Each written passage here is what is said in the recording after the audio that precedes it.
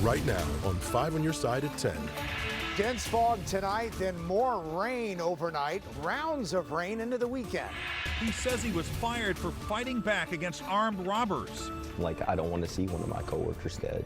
Tonight, he's suing Starbucks and telling his side of the story. Ceasefire down! We're going to clear the road. And chaos at County Council.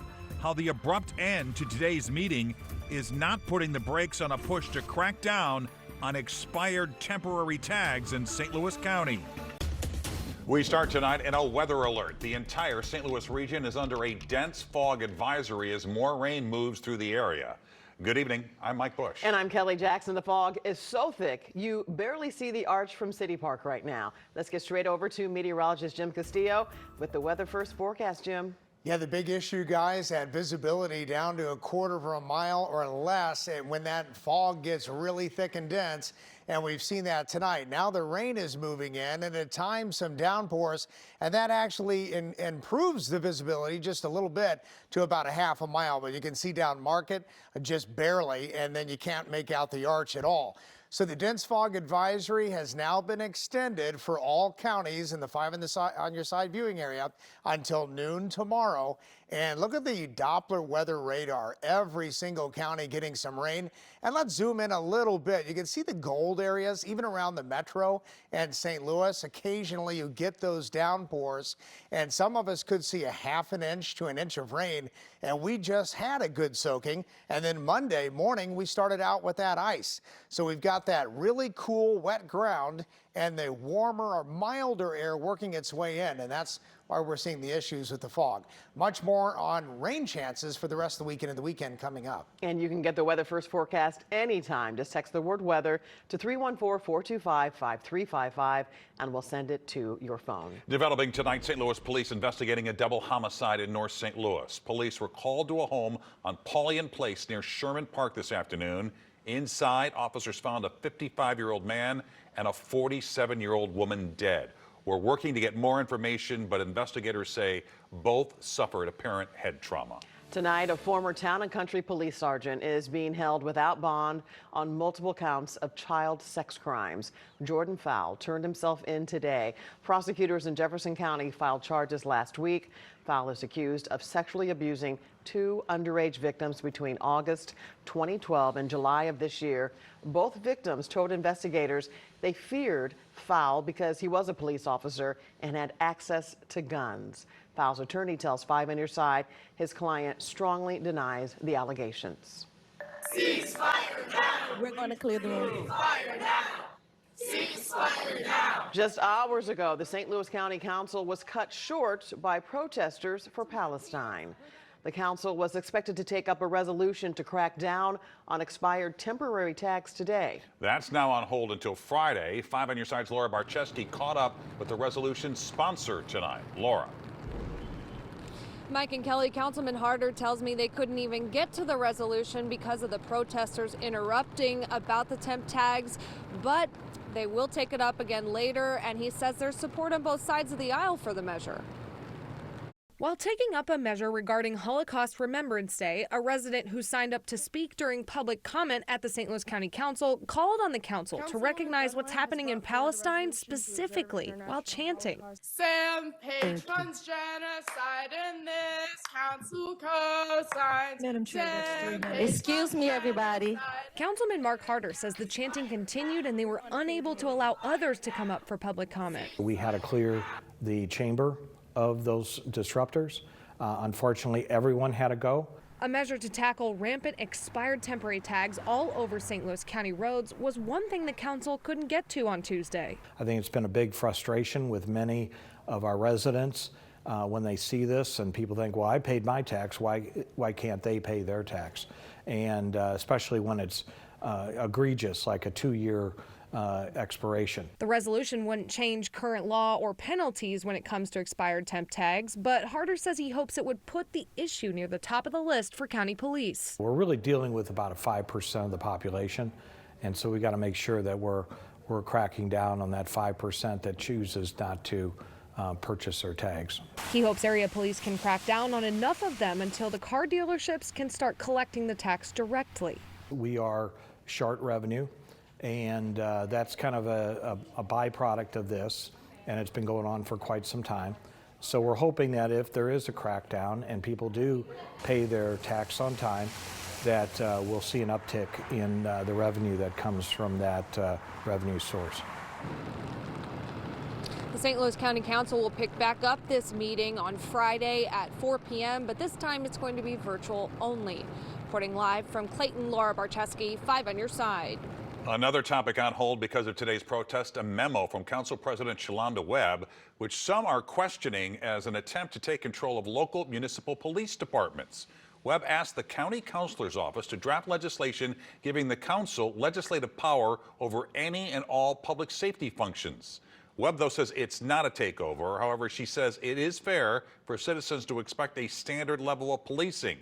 Even if the council passed any legislation, it would still need to be approved by St. Louis County voters. Tonight, police are still looking for the man involved in a shooting and an hours-long standoff nearly a week ago in North St. Louis County.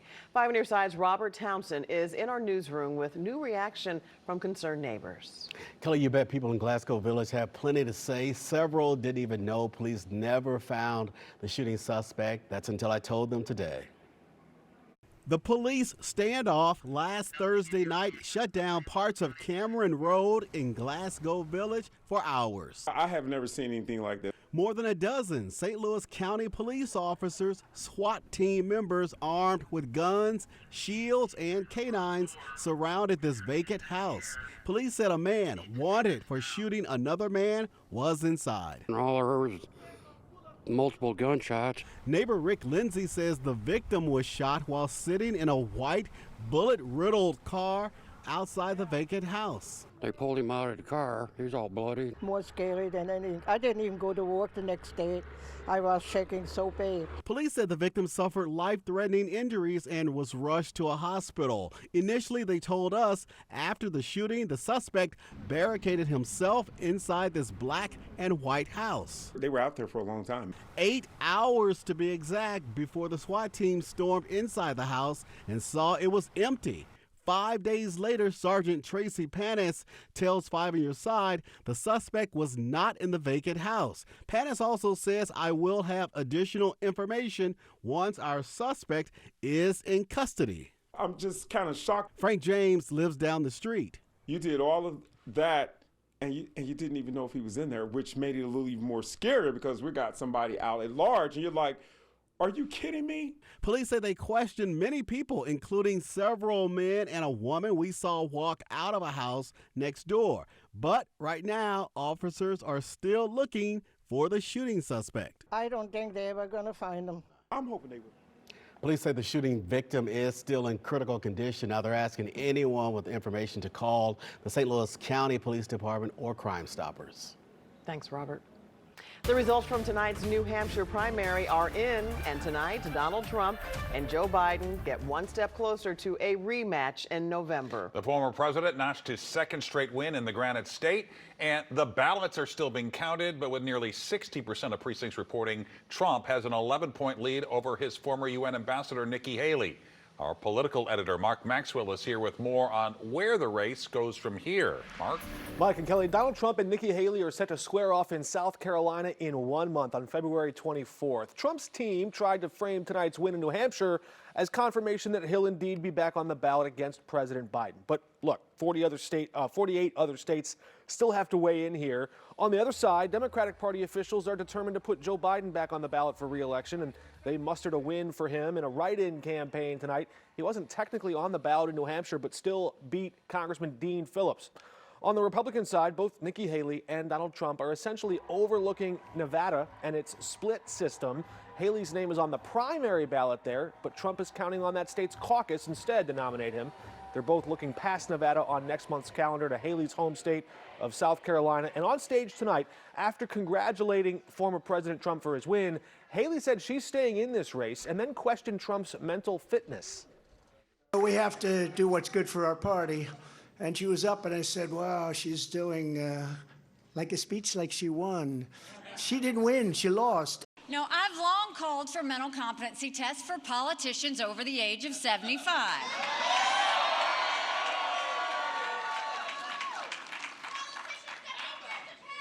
Trump claims he'd do better than me in one of those tests. Maybe he would, maybe he wouldn't. But if he thinks that, then he should have no problem standing on a debate stage with me. No sign of that debate stage, but he did stand on the stage tonight with South Carolina Senator and former presidential candidate Tim Scott, trying to flex his ties in Haley's home state of South Carolina. Her team has signaled she'll stay in this thing through Super Tuesday, which means Missouri Republicans may get their chance to weigh in on this race at a caucus March 2nd. Tonight, Missouri Secretary of State Jay Ashcroft is denying accusations he broke state law and hid elections-related expenses. Republican State Auditor Scott Fitzpatrick's office says Ashcroft refused to turn over cybersecurity reviews of Missouri's 116 local election authorities. Ashcroft claims the reviews include confidential information. Let's go to a judge.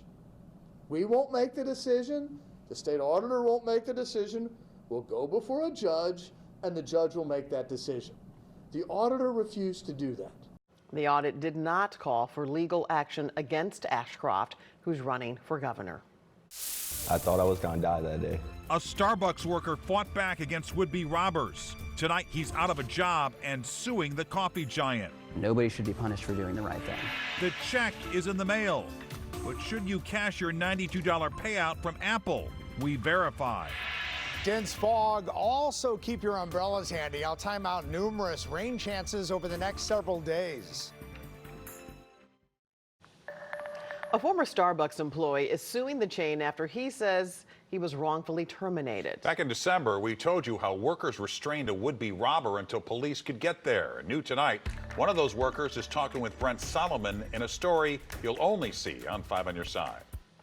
I thought I was going to die that day. They walked in, announced that it was a robbery. 20-year-old Michael Harris was working the drive-thru here at the Starbucks on South Grand in Midtown. Then they started going up to people and frisking them for stuff, and we started to fight back against them. He says when the two men then demanded cash from the register, he tried to open it. He says one of the bad guys then hit him on the head with a gun. He tells me he felt emboldened to stand his ground, especially when he realized the gun he had just been attacked with was fake. Trigger for it came busted off, and then that's when we noticed us and started to fight back. Not knowing if the crooks had another gun, Harris said he wanted to be careful, but didn't want to see himself or others get hurt any further. Eventually, one of the crooks took off.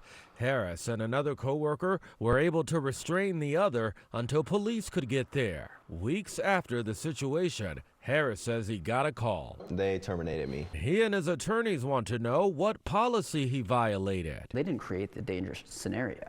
They just did what they're supposed to do in that scenario. It happens fast. There's no way that an individual can be faced with danger, this attempted potential death of themselves or another, and then once they've been hit and downed, that they cannot defend themselves. I love that job. I was hurt, especially because I tried to do my best for everybody else.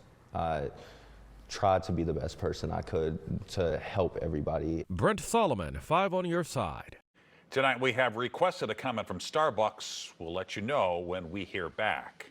Well, potholes are causing major issues on area roads. One in particular has been catching drivers off guard in North St. Louis. Hundreds of Facebook comments complaining about why the large pothole in the Goodfellow Natural Bridge roundabout has not been fixed.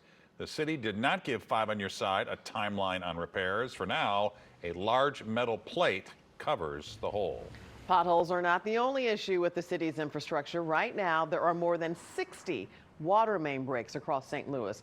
The city's Department of Public Utilities has crews working 12-hour shifts 7 days a week to make those repairs. If you are having water issues or encounter a pothole, you should report them to the Citizen Service Bureau by calling 314-622-4800. Well, who doesn't like getting money in the mail? Some people are finding a big check from Apple in their mailbox. Tonight, our Verify team looks into whether those checks are legit. Here's Adiane Detil. As common as class action lawsuits and settlements are today, scams posing as settlements are just as prevalent. So it's not surprising that some iPhone users recently went to Reddit to figure out why they received a $92 check from Apple that they weren't expecting. So, is Apple sending out $92 settlement checks? Let's verify using these sources. You may have heard about Apple's BatteryGate settlement back in 2020. It was the result of a class action lawsuit that alleged Apple issued software updates that slowed down the battery performance of iPhones. While Apple did not admit liability or wrongdoing as part of the settlement, the company did agree to pay up to $500 million to consumers, hence the checks. According to one of the two law firms that co-led the lawsuit, claimants will receive $92.17 per device. The settlement website says payouts began on January 5th, 2024, and eligible recipients will receive their check by the end of the month. So we can verify, yes, Apple is sending out $92 settlement checks. If you're just finding out about the settlement, I hate to break it to you, but the window to apply for the settlement closed a long time ago. With your Verify, I'm Adiante Till. What would you like for us to verify? Send us an email to verify@ksdk.com. Something is missing tonight outside a popular Midtown restaurant. The fountain outside the Fountain on Locust is gone. Surveillance video showed a pickup truck losing control on the icy roads yesterday.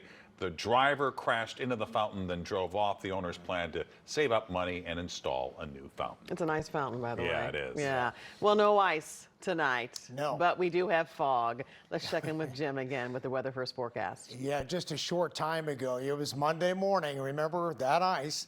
And here it is Tuesday evening, and we're dealing with this really dense fog. The rain has started, so what we've noticed is when the rain comes down, that fog, or at least the visibility, improves just a little bit. Now, the fog advisory, dense fog advisory, has been extended until noon because when this rain stops in the morning hours and the wet ground and the cool ground and that milder air is wedging in here, we could see more areas of dense fog. But right now, here is Chesterfield, and this is 4064, moving nicely. Current visibility, about a half mile Chesterfield, 1.5 miles in Belleville, and about a quarter of a mile in Pittsfield. So not too terrible compared to earlier when it was a little thicker. So dense fog advisory again extended until noon. And then we have this shield of rain. Here's that milder air working its way in. So when you see the golds on here, Farmington all the way up to Mount Vernon and most of our eastern Illinois counties, even around the metro, we've had some good downpours in here. And you can see right now, St. Louis City and County, just a good solid soaking rain. No severe weather, no lightning, no thunder in there. But that train of rain continues pumping up from the Gulf of Mexico. So we'll watch this as we go throughout the night and into tomorrow morning. Here's the futurecast at about 2:15 a.m. Again, widespread soaking rain across the area. And then by 8:15 a.m., so just after that morning commute, it tapers off. And a very cloudy day tomorrow, but most of the day into the afternoon looks dry even tomorrow evening. Highs in the low 50s, but most of the time we're in the 40s. We're staying mild and above freezing. And this batch of rain moving through tonight, probably another half an inch to as much as an inch south and east of the metro, Mount Vernon, all the way through Perryville and Fredericktown. And then tomorrow, again, a generally dry day. Lots of clouds out there and about 52, but then the rain comes back as we get into Thursday. And there it is. Thursday's high about 48. By Friday, it is just cloudy and 50. So at least we get a dry day in there. And we're staying above freezing, guys. Saturday, 44, rain again. And then as we get into Sunday, a dry day at about 43. But look at next week. Wanted to point this out. 50 Monday and Tuesday, mainly dry. What's the yellow thing on the Is that called a sun? What is that? Yeah, what's the yellow? That's the sun. I haven't seen that. Yeah, and guess what? With that, maybe 60 by Friday. Wow. Yeah. What a difference a week or two makes. Yeah. Jim, thanks. Frank is here with sports. Well, the Blues are in a battle in Calgary as we speak. The Tigers trying to win at Texas A&M, and it's Hall of Fame Day in Major League Baseball. This 5 on Your Side Sports Report is sponsored by Telly Tire and Auto Centers, driving your way since 1942. So Coach Drew Bannister has definitely made this a better hockey team. The man is 9-6-1, and if they squeak into the playoffs, he can unpack his bags and stay a while. To get in, though, he has to beat the Calgarys of the world. And this is just a bit too easy as the Flames float the puck around and Mackenzie Weegar will blast it by Jordan Binnington. See where that puck went in? Watch what happens for the Blues in the second period. Almost the exact same entry on the game-tying goal by Brandon Saad. 3-2 Flames in the third, and Jordan Kyrou will tie the game right here. It's 3-3 with about 6 minutes to play. So it's okay to have an off year. Lord knows I've had plenty of those on the air. But you don't want to have a Titanic year. Missouri entered tonight's game at Texas A&M winless in the SEC, and I don't see many W's left on the schedule. And these Aggie fans could care less if Mizzou was winless. But Mizzou did hang in there. Midway second half, if you have a 7-5 guy, throw that lob. Sean East to Connor Vanover, Tigers up 1. Later, East will make a 3 and is fouled. It's a 4-point play that cut the lead to 3, but it wasn't enough as Texas A&M holds on for a 4-point victory. So the Baseball Hall of Fame increased by 3 today, including Twins catcher Joe Mauer, 3 batting titles and 3 Gold Gloves. Adrian Beltre is a first ballot Hall of Famer with over 3,000 hits and nearly 500 homers along with his 5 Gold Gloves. And Todd Helton got past the stigma of playing at Coors Field to get into Cooperstown. 10 straight years he batted over 300, finishing with a career average of .316. He won 3 Gold Gloves at first base also. So there's a reason they call moments like this polarizing. Tyler Bass's missed field goal on Sunday has done just that. The Bills kicker deactivated his social media accounts after reportedly receiving death threats. But those at the other end of the spectrum have donated nearly $15,000 to a pet charity that he supports.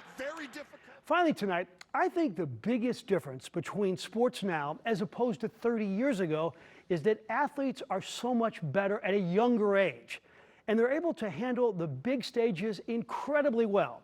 Think about what you were like when you were 20 years old. Like when I was a 20-year-old college sophomore, my claim to fame was being an average busboy at the family restaurant. Now, when Scott Connell was a college sophomore, he was at work on his thesis, Why the Dew Point Really Does Matter. Mike Bush said when he was 20, he was working on how to deliver his signature phrase, and there you have it. And then there's Kelly Jackson. She said her sophomore year was spent in the library, like that party girl knew where the library was. Then there was a golfer named Nick Dunlap in LA over the weekend at the PGA event.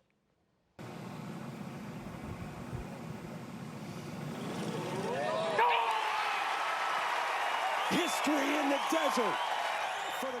The 20-year-old Alabama sophomore won the American Express tourney, beating the best in the world by going 29 under. He couldn't take home the $1.5 million because he was an amateur, but imagine that at age 20. And believe me, I have... So what happens to that money? He doesn't get the $1.5 million? It goes to the second and third place, but he gets exemptions to all the big events. And I do have sources at Carbondale, and they say that there wasn't a whole lot of time spent in the library, okay? I did, I tell you. I really did.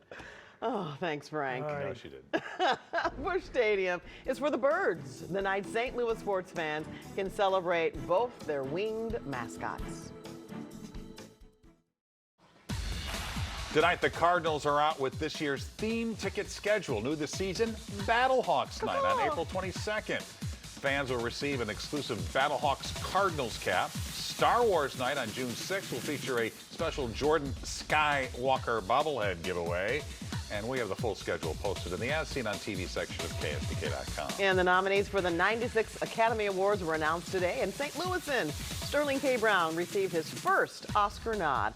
The Emmy and Golden Globe winning actor was nominated for Best Supporting Actor for his role in American Fiction. The Oscars will be handed out March 10th. And we told you about this earlier, but now we have the video. Something missing outside that popular Midtown restaurant. The fountain outside the fountain on Locust is gone. Here's why. Surveillance video shows that pickup truck losing control on the icy roads. The driver crashed into the fountain, then drove off. The owners say they plan to save up money to install a new fountain. And before we get to Jim, Frank has A an couple of update. quick updates. Mizzou, it was 63-57. The game was ending as I was speaking, and then it's still 3-3 Blues and Flames in the final minute. Okay. All right. Thank you. Fog is the issue. Yeah, it is an issue, you know, extended dense fog advisory until noon tomorrow, but really this rain, soaking rain all night, and it ends likely around 8 a.m. tomorrow morning. And there you have it. 5 on your side at 10. The Tonight Show starring Jimmy Fallon is next. Be sure to start your day with Today in St. Louis, and that starts at 4 a.m. Have a great tomorrow.